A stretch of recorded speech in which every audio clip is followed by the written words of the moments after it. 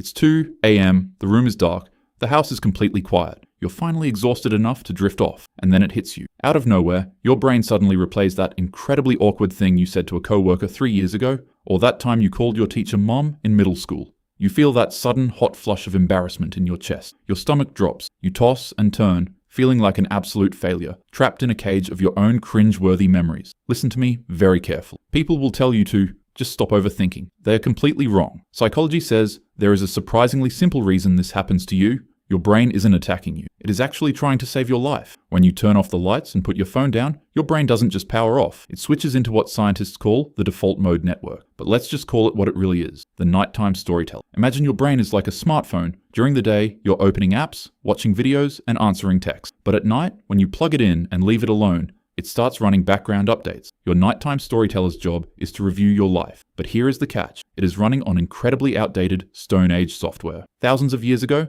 if our ancestors forgot a beautiful sunset, nothing happened. But if they forgot where a tiger lived, or if they did something to get rejected by their tribe, they died. To an ancient human, social rejection meant being left behind to starve. That is why the research shows that social embarrassment and physical pain light up the exact same parts of your brain. Society tells you that you're just being insecure.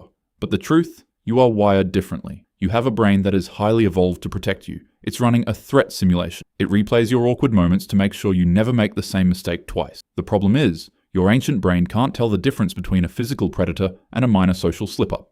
It is a glitch. But here is how you hack the system. Here are 3 simple ways to shut down the simulation and finally get some sleep. First, you have to close the file. The counterintuitive truth is that stopping a bad memory makes it worse. When you cringe in bed, you usually force yourself to stop thinking about it right at the absolute worst, most embarrassing moment. Your brain sees this as an open threat. It thinks the danger is still happening. To fix this, force yourself to play the memory out to the incredibly boring end. Say to yourself, yeah, I said the wrong thing.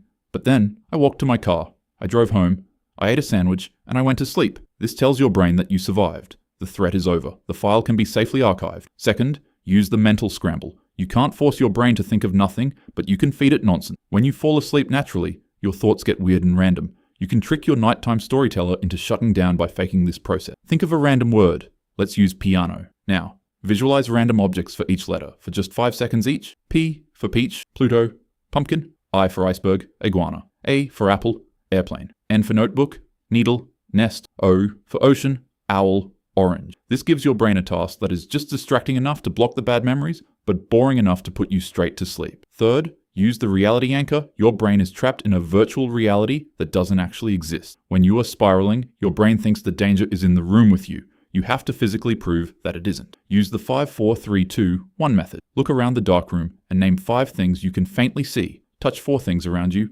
like your blankets or the cold wall. Listen for 3 sounds. Notice 2 smells. Acknowledge 1 taste. This forces your brain to log out of the simulation and realize that right here, right now, in this bed, you are completely safe. You are not haunted by your past. You are just driving a highly advanced biological machine that occasionally gets confused. You don't have to be a victim to your 2 a.m. thoughts anymore. By closing the file, scrambling the data, and dropping an anchor into reality, you take the control back. You are the one operating the simulation now. If this resonated with you, subscribe and drop a like to join the few who truly understand how their minds work. Rest easy tonight.